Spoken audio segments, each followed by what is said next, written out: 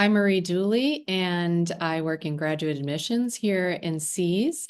And I'm here with my colleague Julie Holbrook, who will introduce herself and then pass pass it off to our esteemed panelists. Good morning, everyone. Thank you so much for joining us. Marie and I are the graduate admissions team at Harvard School of Engineering and Applied Sciences, and we are thrilled that you've decided to hop on today. And with that, I'm going to toss it to Griff, who is immediately on my left on my Zoom screen. Griff, and everyone, if you would just maybe let us know your name, your G year, and then your field, that would be great. Morning, everyone. My name is Griff Bibbey. I'm starting my third year in my PhD in bioengineering. I broadly work in the research area of cell therapy, drug delivery, and therapeutics. So, interested in engineering new biomaterials. Um, so, came to C's 2 years ago, and I've loved it ever since. So, looking forward to your questions. Elizabeth, you want to jump in? Sure. My name is Elizabeth. I am going into my fourth year of my PhD here at Harvard in electrical engineering with a focus on robotics, more specifically wearable sensors. I came to CEAS after working in industry for 5 years. And so if anyone has any questions specific to that, I think that's worth mentioning. And Golden. Good morning, everyone. I'm Golden, and I'm a G1 PhD student studying in C's and focusing on ML systems. And I was a visiting fellow last year, so I've been here for 2 years. That's great. Thanks, everyone. So we'll start with some frequently asked questions that I think will probably be interesting to a lot of our audience of potential applicants. And you all can also feel free to put any questions that you have in the Q&A. You might find that we'll get to some of them as we move along here, but then we'll sort of take your questions from the Q&A toward the end. So we'll start with asking you all, why did you apply to C's? Did you apply to Harvard? And why did you choose C's when it came time to pick a grad program? Maybe you can start us off, Elizabeth. Sure. I applied to CEAS because I guess I've lived in the area for about 12 years now. And so I know a lot of people who have done a lot of different grad programs in Boston. And from what I had learned about the various grad programs, CEAS had a really interdisciplinary kind of focus that allowed collaboration across labs, across disciplines. And that's something I was used to from industry, and also something that I think is really valuable in problem solving. And so that's the main thing that attracted me to CEAS, is that culture of collaboration. I think the other thing that attracted me to CEAS on a more personal level is that there were multiple labs I could see myself in. I think I did apply to other schools, but at those other schools, there was maybe one lab that had research that I was interested in, and here there were, at least two or three.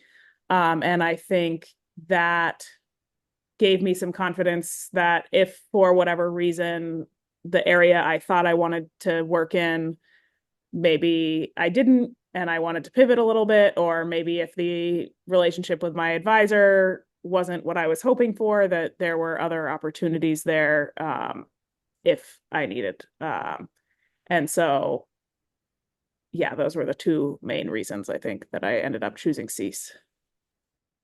Yeah, that's great. That's something we do ask of our applicants, to let us know that there are at least 3 faculty here at C's that are doing work that's interesting to them for just those reasons. So Golden, could you give us your thoughts? Yep. So I think it's also about the interdisciplinary nature at SEAS. So at SEAS, students could like have some collaborations inside SEAS or outside SEAS. And so we got like business school just across the street, and we got like law school, med school.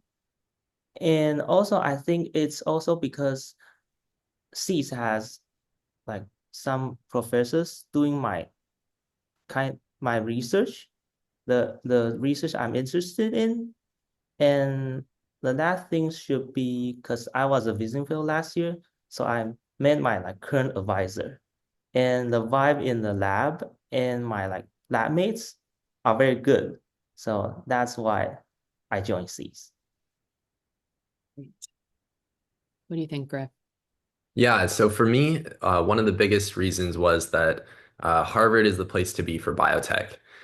So if any of you on the call are interested in any area that's related to science and medicine, whether it is more the robotics area or it's the cell and tissue engineering, molecular therapeutics, even bioinformatics, this is going to be the place where you are going to find the strongest faculty in the world.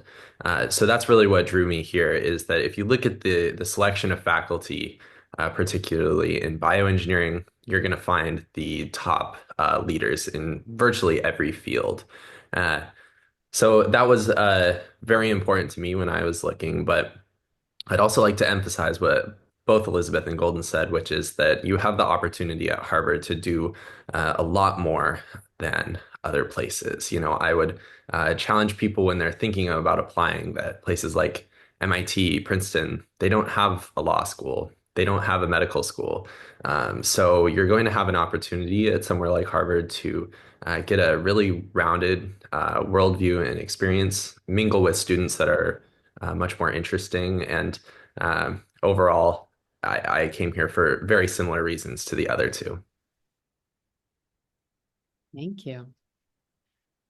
A lot of you touched on this already, just telling us why you chose C's, but if there are other favorite things about the program, the academics, the student life, research opportunities, the weather, let us know. Could you start us off, I guess, again, Elizabeth? Sure. I'd say, yeah, the main reason I chose C specifically was the interdisciplinary kind of work and collaboration, the environment of collaboration. But I think I don't know, in terms of Boston in general, I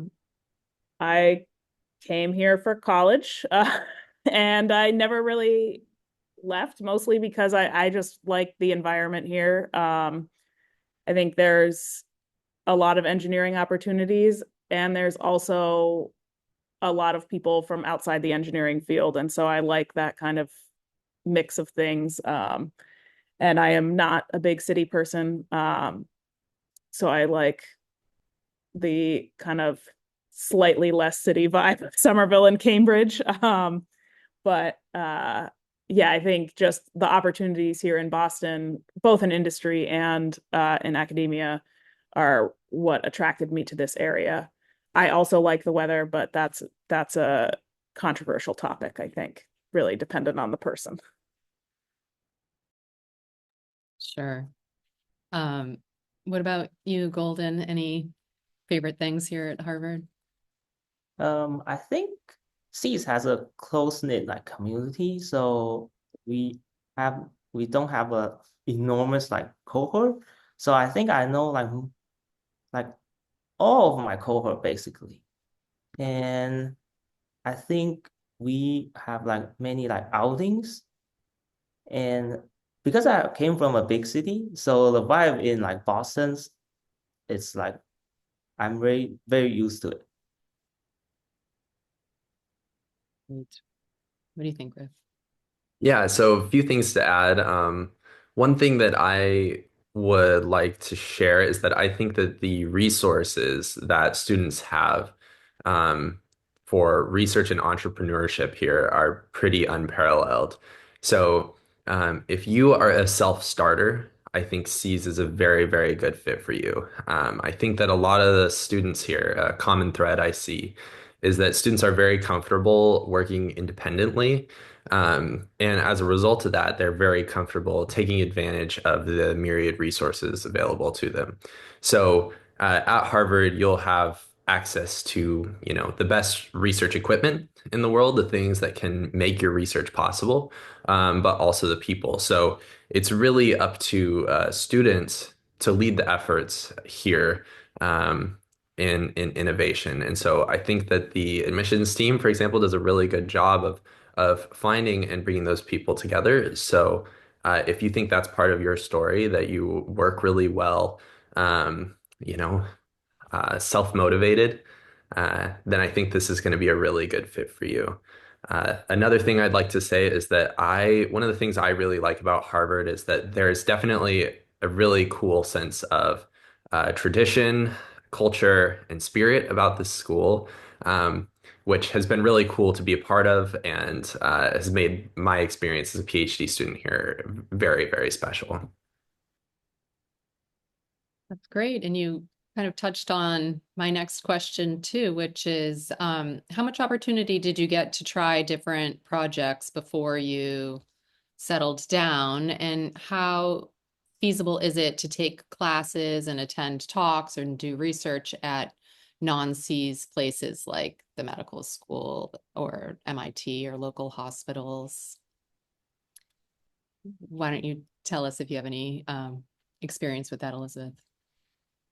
Yeah, I have done, my lab does a lot of collaboration with local hospitals, with MIT. I haven't taken any classes outside of CEAS at Harvard. I have taken classes at MIT. I think generally it's very easy to do. I think one thing to note is that I'm disabled. I'm a wheelchair user and have ADHD. And so if you need accommodations for classes, that can be a little bit more challenging to set up as you go to MIT, but still doable. Just kind of if you're applying to Harvard or if you're coming into your first year at Harvard and you might need accommodations, I would maybe avoid taking a class at MIT the first semester just so you can get a little bit more settled at Harvard, and then kind of work on dealing with that system. What about you, Golden? Yeah, I think it's pretty easy to like cross-register at like different school at Harvard or at MIT. And I think there are like multiple talks at CEAS like every week and outside CEAS. And I think that at Harvard, like every student is welcome at like any department at any talks. So I think it's pretty easy to like take classes or attend talks. And for doing research with like other like departments, I think CEAS has a lot of like collaborations like outside CEAS, even with like other universities. So I think it's a pretty good fit. More thoughts on this, Griff? Sure. Yeah. I think that it's very, very easy. You register for these courses in the same portal that you would any other courses. And it's a pretty easy, straightforward petition process if you're going to take a course elsewhere. So I myself have taken several courses at Harvard Medical School, which I think has really given me a unique advantage as a bioengineer because I get to leverage not only these connections that I've built there, but a really unique clinical perspective on the research that I do. Another thing that I think was brought up is, Holden mentioned speakers. Harvard, I think, CEAS in particular does a great job of attracting some of the most interesting people in every area. So every week you walk through and you'll see that someone fascinating is being invited to speak. And across the street at the business school, for example, they also do a great job of bringing in leaders from industry. So the opportunities to meet, connect, and listen to some of the top voices in every field are pretty astounding. one that, for example, is in Golden's field was Sam Altman was very, very cool from OpenAI. So I'm sure there are many people that are interested in computer science on the call. This is the kind of caliber of people that Harvard is able to bring. Can you tell us a little more about the culture for a grad student at SEAS and Harvard? How are students managing work-life balance? Elizabeth. I don't, I'll answer this in my perspective, but again, because I've lived in Boston for so long, I do think I have a little bit of a different perspective. So I'll make it brief. I think generally there's many opportunities to like meet students from SEAS and other grad programs, undergrads, who might have common interests outside of work. I generally think that as you start your PhD, it's important to be clear on your boundaries with your advisor. I think and clear on your expectations for work so that you guys have a good plan going forward. You know, some people want to be working on the weekends, others don't. And so I think coming in with an idea of how you work and setting those expectations with your advisor is really helpful especially if you do it from the beginning. And so that would be my recommendation on work-life balance there. But yeah, I think because I have lived here for so long, I maybe don't take advantage of as many of the other programs that are available. So maybe I'll let Griff and Golden speak to those a bit more. Why don't you start, Golden? What type of experiences have you had? I think to sum up at Harvard, the culture is like work hard, play hard. So I think it's like basically we work hard like when we are like very focusing in research, and like after hours, we just like play hard. And I think like grad students, undergrads, or like other like faculties or staff, I think we are like sometimes we like hang out together. So the culture is like it's not very like like bounded. There are like no boundaries like between like undergrads and grads. So I think it's the work-life balance and the culture is very good for you to make friends at Harvard, I think. Yeah, and as far as work-life balance goes, I think that if you were to ask maybe 80% of C students, I would say that if there's any sort of pressure in their life, it's probably self-imposed. And again, a lot of that comes from maybe the type of people that tend to come here and tend to work here is that they are self-driven and self-motivated. So, you know, in that other chunk of people that may feel like their lives are very advisor-driven, I think at the same time, there's probably a reason for that. You know, Harvard itself is very rigorous with its expectations for faculty, for example. So many younger faculty, I think, oftentimes actually tend to have the more hands-on approach. I can speak to my lab in particular, how I manage my time and work-life balance. I I really believe that I have pretty much the best work-life balance that a 24-year-old could ever ask for. I like to think of my advisor almost more like the CEO of our little startup. And our lab has this kind of this energy where, in many ways, his job is to empower us to um, research what we are passionate and curious about. So, yes, those things tend to fit within platforms, within themes, within maybe specific aims. But oftentimes, I think that the leadership style from faculty at Harvard is very much about giving students the time, resources, and sometimes that guidance and that mentorship to make them independently successful. So I think that that also speaks to why there's a strong entrepreneurial spirit in Cs. I think that there is definitely a interest among students and faculty in starting businesses. So if you're interested in translation of your research into industry, into the real world, um, I can't really think of a much better place than here. So our applicants often have questions about moving to Boston and housing and the dorms. So I'm not sure if you all have experience with that, or if you have skipped dorm life, but if you have any experiences to share there about your first year as a graduate student and where you lived, how you found housing, and if that enabled you to meet more people in any particular way. So feel free to start, Elizabeth, or if sounds like you've been here for a while, maybe you feel like your experience is a little different. Yeah, maybe start with someone else. If anyone has any specific questions kind of outside of the typical grad experience, I'm happy to answer in messages or in the Q&A. Sure. What about you, Golden? Did you live in the graduate student dorms this year? Yeah, so I basically live in like graduate housing, Harvard housing. So I live just like a 10-minute walk like across like the main campus and Austin campus. And at like Harvard housing, we have like graduate commons program. That's basically all the students and some like faculties would meet like there are events every week. And you get to know like students from like other schools.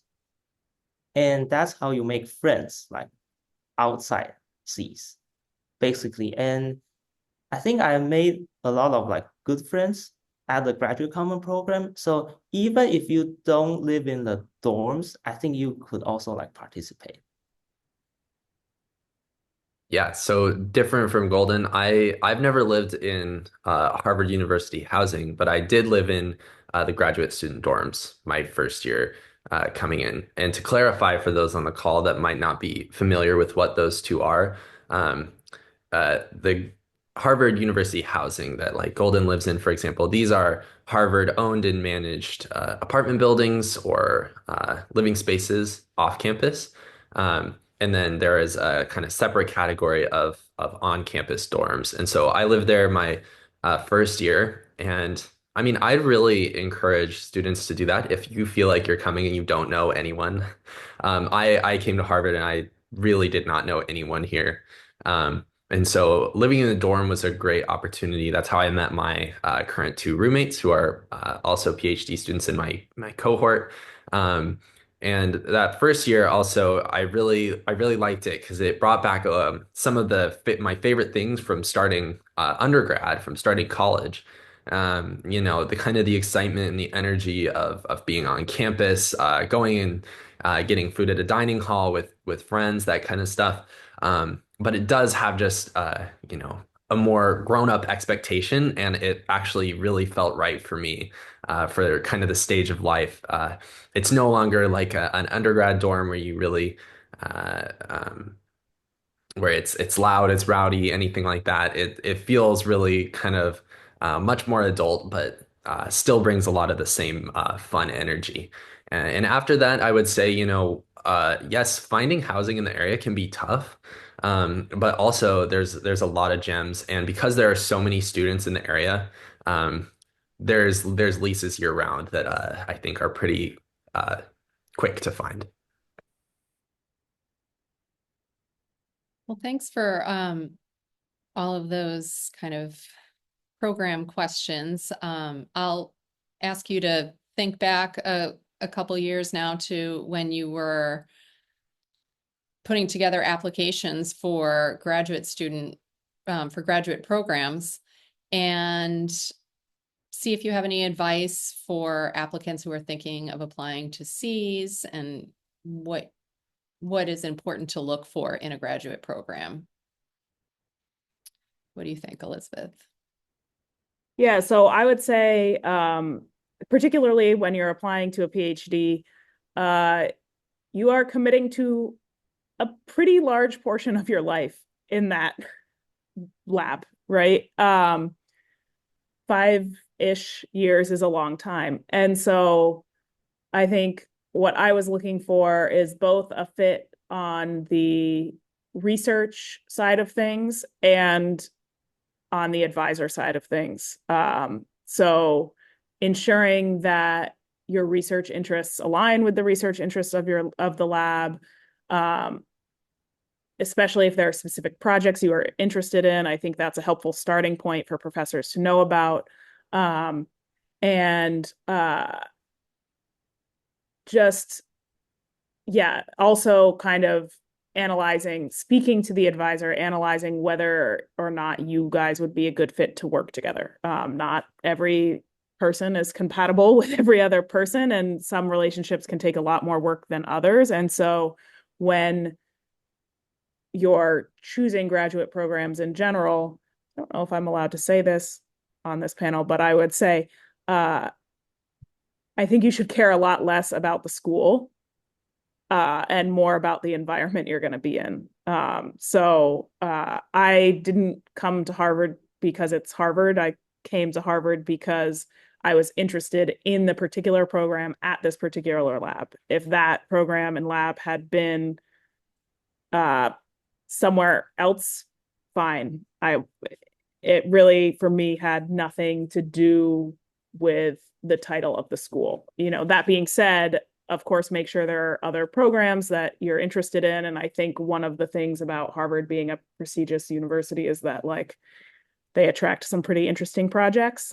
So that can be helpful. But for me, it was not really at all about the name or anything like that of Harvard. It was much more about what the program itself offered. Great advice. What do you think, Golden? Yeah, I think my advice would be, if it's possible, start doing research early. Because even if you don't have lots of publications, having research is still a huge plus, because faculty is looking for your potential. You know that Harvard is fully funded, so it's your tuition is waived and you have monthly stipend. So you got to know which area you're interested in, and you got to feel the vibe of the lab and about the advising style. And this program is fully funded, so the faculty has already invested almost $500,000 on you. So if you two are a good fit for the advising or teaching style, then I think it's a huge plus. Yeah, so I think that Elizabeth made a really nice point about just you want to find a fit in terms of mission. I think that that is probably the thing that if I could give anyone advice, it would be, find a place where your mission is really going to align. Yes, maybe with the mission of the school, but more so with a specific advisor and specific research group, because I'm sure that there's some really, really successful and accomplished people that are here on the call. But admittedly, before I came to graduate school, I was not confronted with real failure every single day. So as a graduate student, I think that that's one of the most important parts of your training, really, is you're confronted with everything you do failing very, very frequently. And you want to make sure that you're working on a project in an area, on a technology that is so exciting to you and so motivating that it doesn't matter that you've been really knocked down the day before. You want to wake up just as excited, and if not excited, willing to push through the next day to work on that when you feel like you've been pushed down, because this is definitely an investment in terms of your time, your mental and emotional energy. So if I could give any advice to people that are going into a PhD, it's find a place where your mission, your heart and your head kind of come together on a project. I think that that's the best way that you'll find success and happiness in a PhD. Thank you. So these applicants will be looking for letter writers that can write letters of recommendation for them. Do you remember how you went about selecting faculty to write letters for you and how you did that? Elizabeth, can you? Yeah. I again was coming from industry. So my letters weren't necessarily from professors, but I do think it's probably more helpful to get letters from people who at least have experience doing research and can speak to your skills to be able to do it. I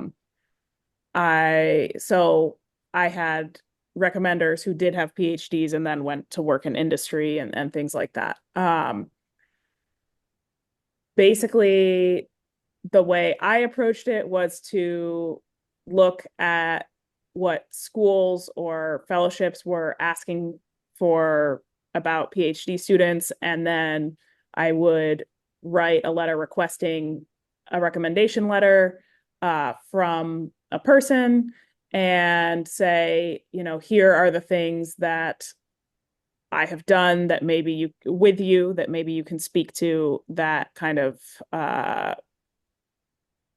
would highlight me meeting these kind of goals for candidates. And so that's how I went about it. I essentially gave them a pretty clear outline of the recommendation letter. And I said, you can follow this, you cannot, but I want to give you some ideas. And that just lowers kind of the amount of energy they have to put in remembering exactly what they did with you and thinking of examples.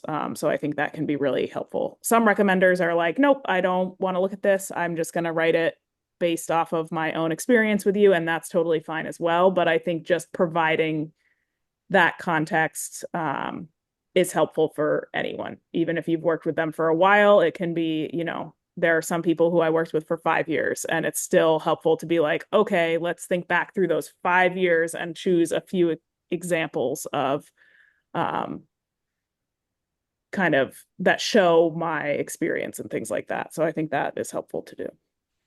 Great suggestion. Golden, you did this somewhat recently, I'm assuming. Yep. So I think I've got all my letters from the professors I've done research.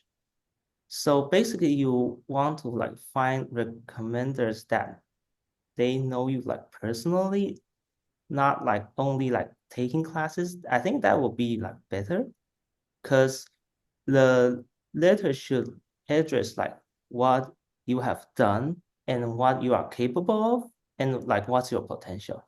So I think getting to know your recommender more should be a good idea.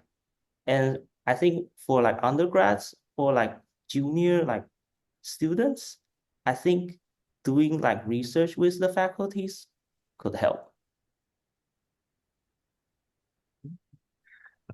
So I hope that I have the right perspective on this compared to Julie and Marie, who, help evaluate these kind of letters. But to me, it became very clear that there are going to be a lot of very qualified applicants. There are going to be a lot of students who are great writers. So there's going to be people with great statements of purpose. And so, if I were on an admissions committee, how would I really start to decide if a student is worth investing in, right? So, having that perspective of these schools, when you're a PhD student, you're kind of an investment, right? You're going to cost a lot of money. You're going to require a lot of help and resources. So think about how you're going to sell yourself to this committee as an investment. And for me, I felt like the letters were maybe maybe actually my most important asset to my application. Because again, if I were a faculty member, I don't know if I would trust anything a student tells me, but I will trust what one of my colleagues in academia tells me about this student. So I think that when selecting letter writers, Golden made a great point of you want someone that knows you personally. But for me, one of the things that was really important was finding different professors that could speak to different aspects of my experience so that I could have them tell as much of my story as possible. So one thing that I also chose to do, I don't think this really matters. Letters from industry, like Elizabeth said, or junior faculty are acceptable, but to me it was important. I chose three tenured professors, and the reason why was not necessarily just that they were tenured or they were farther along in their career, but because they would be more recognizable names to people that might read the letters. I thought if other faculty are reading this, I want them to recognize this person's name and know who's recommending me. So that was one thing that I took into my calculus. And so I chose a letter writer that um, uh, could speak to my ability to teach, one that could speak to my ability to do research, and then a third that could also speak to my ability to do research, but also who I had taken several classes with and knew very well on a personal level. So I felt like these three people could kind of summarize my potential as a graduate student, and they had a long track record of selecting and mentoring their own students. So I felt like their recommendations were good. And the last thing I would say with regards to letters of rec is that if you can ask those professors specifically to compare you, this is something that I asked very directly. And I'm sure it works for some people, and I'm sure it doesn't work for others. And I have no idea if they actually took up on this offer. I said I would really, it would mean a lot to me if in the first paragraph, when you're introducing yourself, you could tell the reviewers how I compare to all of the students you've had in the past. So if you feel I'm in the top 10%, please be honest. If you feel that I'm just in the top half, also just be honest. Because I felt like that was a way for them to maybe actually give some sort of quantitative metric that might help a reviewer understand where I compared to their other students in the past. Thank you for all those suggestions and advice. And maybe we'll do one more question and then we'll see what we can look at in the chat. How did you approach the final decision of choosing a grad program? Did you get to visit schools, meet students, meet faculty? And how did that contribute to your decision? To start, Elizabeth. Yeah, I did visit schools. I think basically any place where I got in, I spoke to the advisor whose lab I would be working in and asked any questions I had. I think one thing that was being asked is how do you make sure you have a personality match, and that's how I kind of, as much as they're interviewing you, you are interviewing them. And so remember that going in, and ask questions, knowing that they're going to be your boss for 5 years. And so make sure they have the values you want. For me also, given that I was a wheelchair user, seeing the spaces in person was important. I'm not going to go to a grad program that I literally can't get into the building. And so even though it was COVID,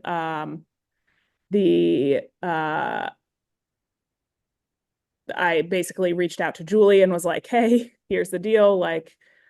I just want to make sure I can access the lab, that accessibility is not going to be a problem.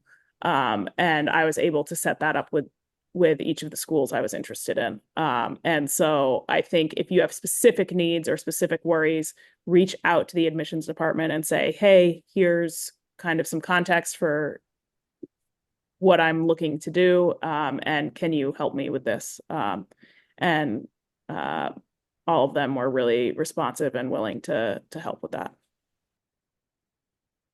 Thank you. And before we move to Golden, Elizabeth, if you want to take a peek at the Q&A and see if there's a question or two that are interesting to you in there to answer.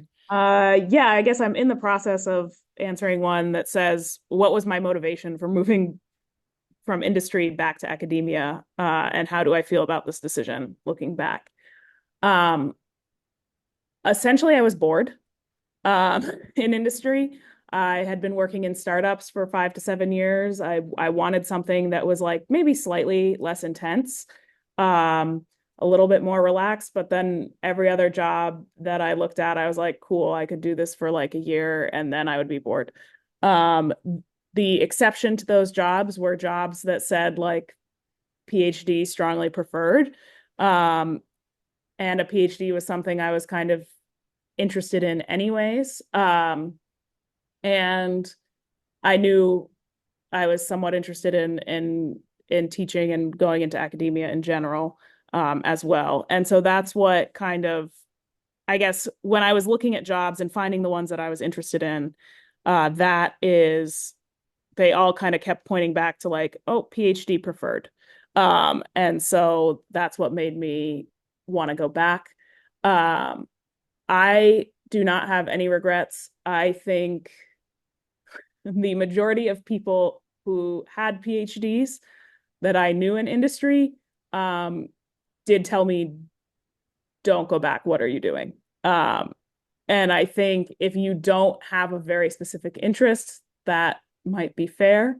But for me, I was just like, none of the jobs that I really want, I feel like I have the skills for, and so I'd like to go back and develop those skills.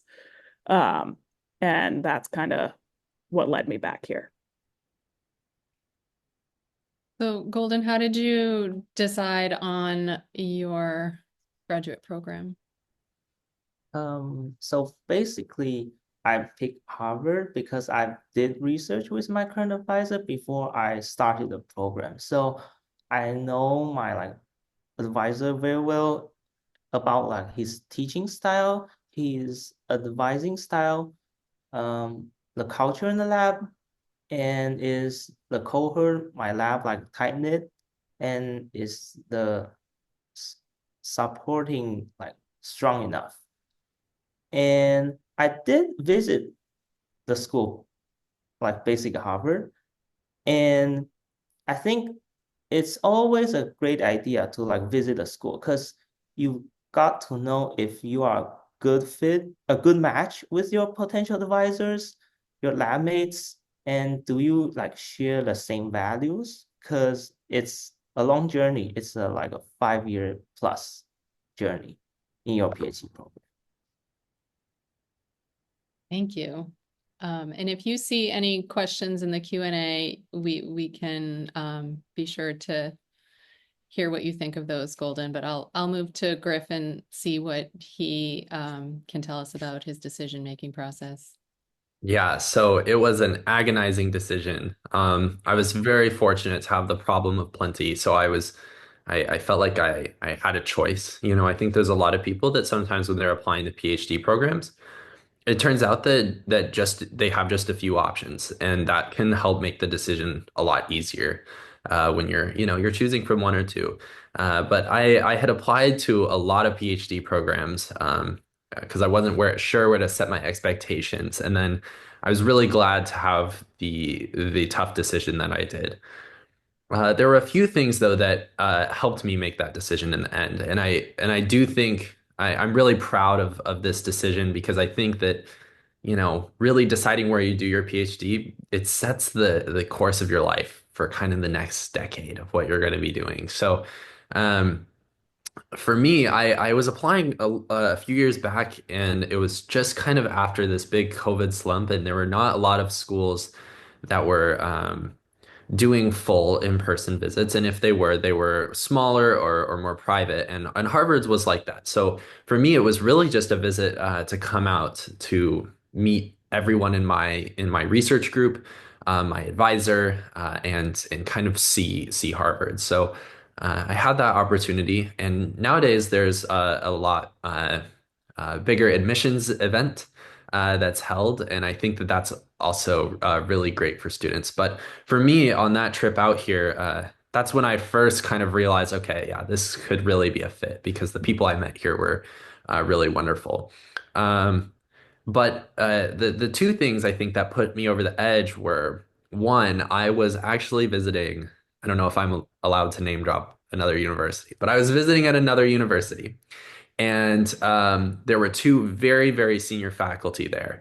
And they asked me, they're like, why are you not just coming here? And I said, well, I have this opportunity to work with Samir Mitragotri, my current advisor at Harvard.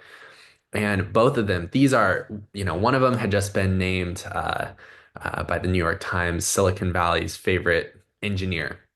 He told me to my face, he said, if I had the opportunity to work with Samir Mitragotri, I would take it. And I was like, wow, coming from someone like that, that means a lot to me. Some of these people that when they're all the way, when they have successful careers, they don't have a lot to lose. So they'll tell you the truth. Um, and so then this other professor told me like, oh my gosh, if I could choose, I would be in Cambridge. I think the people there will be so much more interesting, and you'll meet so many more exciting people there. And so having those recommendations meant a lot to me. And sorry for the long answer, and lastly, it was that my advisor here at Harvard actually showed a lot of personal investment in me. So once I was admitted and visited and we had kind of connected, he really continued to follow up with me and tell me how excited he was to be part of my career. And that meant a lot to me to know that I would have an advisor that is invested in me in that way. Thanks, Griff. And if you see any questions in the Q&A that you want to answer, feel free to do so. I think Julie was working behind the scenes to answer as many as she could for us. Did you see any, Julie, that you think? There are two sort of themes coming up. So I think we can cover, number one, students are asking about the statement of purpose and how did you all sort of think about what you included in that statement? What did you, if any advice around what you would include or not include in the statement of purpose? And then the second topic, and we can address this next, is sort of choosing an advisor and our students admitted for a particular advisor once they're here or their rotations. So why don't we tackle the statement of purpose first? And I would say to our students, if you remember why you wrote what you wrote or how you approached it, that would be, I think, helpful to answer a lot of the questions that we're seeing. Yeah, I think your statement of purpose, similar to like a cover letter for a job, to me, the purpose of it is to connect your experience and your personal story with what you'd like to do in the future. And so taking kind of the reader along with like, here's the problem I'm interested in solving. Here's what I've done that shows that I'm qualified to do this. And here's maybe some personal experience that also plays into this. And so, yeah, that's generally, I think, viewing it as a story that you're telling and connections that you're making between your current experience and what you'd like to do in the future is how I would go about that. And yeah, I think it also kind of addressing why are you the person to do this? What about your experience, whether that's professional or personal, makes you well equipped to deal with this problem. And so, yeah, that's kind of the general recommendations I would make, just because, I mean, you can't speak to anyone's individual background or anything like that. I didn't have a lot of research experience going in, but I did have a lot of experience at startups, which can be somewhat similar environments. And so speaking to my skills that I had learned there, and to some of my personal experience and why I wanted to do what I'm doing now, essentially, is what I did. What do you think, Golden? I think in my SOP, it's basically, I wrote like, I like to do this and I want to do like this kind of research and I'm capable or I'm good at doing this. I'm a great candidate of doing this because I've done like this, that in the past. So I think basically your like SOP is basically the faculties and the students are like finding if they are a good match. So if your like research interests align with the faculties and the faculties think that you are a great fit, you have the potential of doing this research, then I think this SOP would be great. I will like frame it in a very like interesting way, is that it's basically like stable matching. So basically the faculties and the students are like seeing each other if they are a good fit. Sure. My SOP advice is there. I have a few pieces of advice. The first thing is, I mentioned earlier that my advice would be to find a fit in mission. So if I could give any SOP advice, it would be make your SOP all about your mission. What is your mission as a graduate student? Why are you here? And why is this the only institution where you can fulfill that mission? I think it's a lot more convincing when you can sell yourself as someone that is truly enthusiastic, because enthusiasm is infectious, and I do think it comes through in writing when people are genuinely motivated by something and interested in something. I think that can come through in the SOP.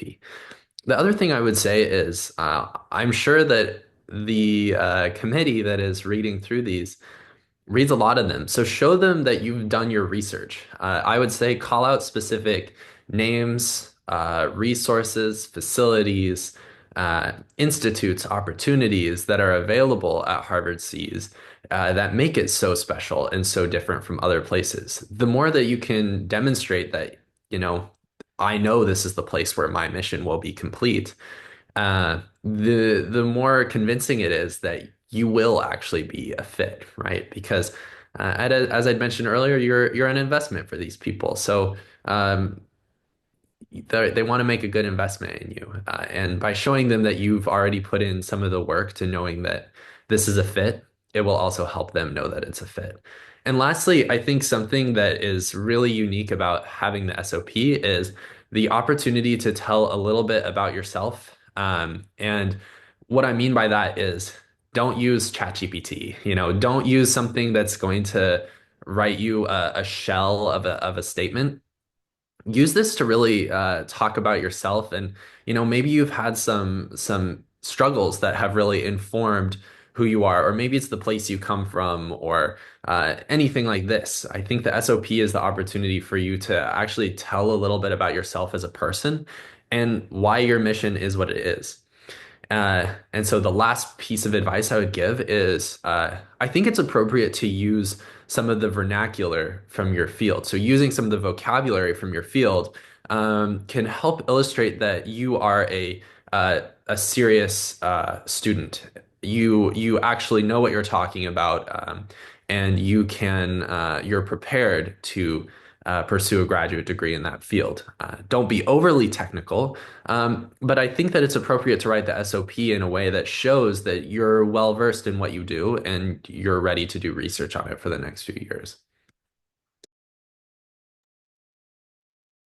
Thanks, Griff, and all of you.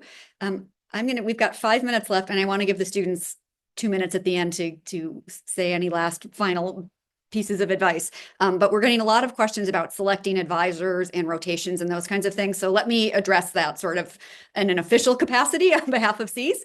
And it is true that all of our students here work for the faculty member who, quote unquote, admitted them. So our applications are reviewed by the SEAS faculty in parallel with an admissions committee.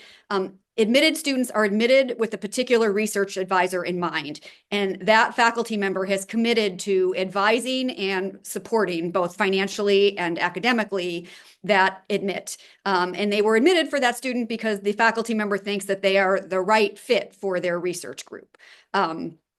Students come in typically with a C's fellowship, which provides them some time in their first year to get a number of our courses under their belts before they're expected to teach in their second year and to sort of commit to a research lab and begin full-time research. Typically that happens in the summer between the first and second year. And then going forward, students start to ramp up their research as they take fewer and fewer courses. So having said that, you are welcome to reach out to potential faculty members via email is best to let them know you're interested in working in their group. Some of them will respond, some of them may not respond. I wouldn't take that personally. The volume of email our faculty is receiving is really unbelievable. But every admit, it does come in with a research advisor who we think is a good fit for them, both in terms of their academic interests and has openings and availability in their group and the ability to fund them. Now, it is the case that sometimes students move advisors between their first and second year, and there are some exploration opportunities in the first year, independent study type courses where students can take advantage to get to know the faculty at large at C's. But it is the case that you will come in with a particular person in mind. So having said all that, we do not have a formal rotation program, but as the students have alluded to, there are lots of sort of events and things at the school that allow you to get to know other students and other faculty. It is also the case that students can, ask to sit in on a group meeting, for example, just to learn a little bit more about their research group. Okay, so having said all of that, we've got 3 minutes left, so each one of you gets a minute. Griff, I'll toss it to you first. Yeah. So, one thing that I think Julie just touched on also is, if you really think that there's someone that you are sure that you want to work with, again, back to what I mentioned about maybe being a little self-motivated, I think this is a really good opportunity for you to come and kind of take off running in terms of research. A lot of places you'll be in a rotation for the first full year. And you won't really get to start that investment as early. And so for me, that was actually totally a strength in choosing C's. So if I could summarize my advice, it would be, it's all about fit. So see if you can find someone that you're really excited and motivated to work with, that matches your background, your experience, and also brings the next level to that mission that you want to accomplish. And if you prepare accordingly, I think that you'll put together a really compelling application, and wish you all the best of luck. Golden. I think for like applications, I think you got to be clear, like what's your like mission, and see if the advisor you are like looking like you two like are match. And so it's a long journey. And so I think choose like your advisor and the environment like wisely. And I think you'll benefit in the long run.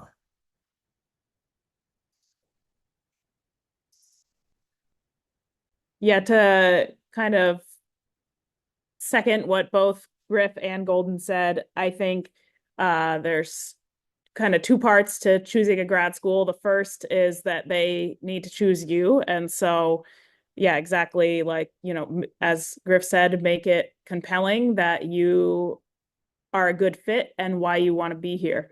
The second part is that you need to choose them. And so remember that you do have a lot of power in the second half of that process, and interview them as critically as they're interviewing you, because they're not only investing in you, you're also investing in them.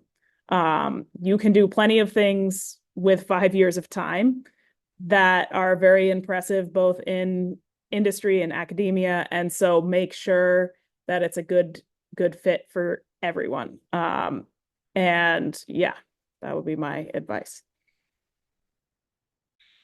Thank you all. I want to thank our potential applicants for their great questions and for joining us today. And if there were any questions we didn't get to, you can email us at admissions@cs.harvard.edu and we will get right back to you. And huge thanks to Elizabeth and Griff and Golden and Julie for your really thoughtful responses and excellent advice. We're really grateful to have you here. So thanks all, and have a great day. Thanks, everyone.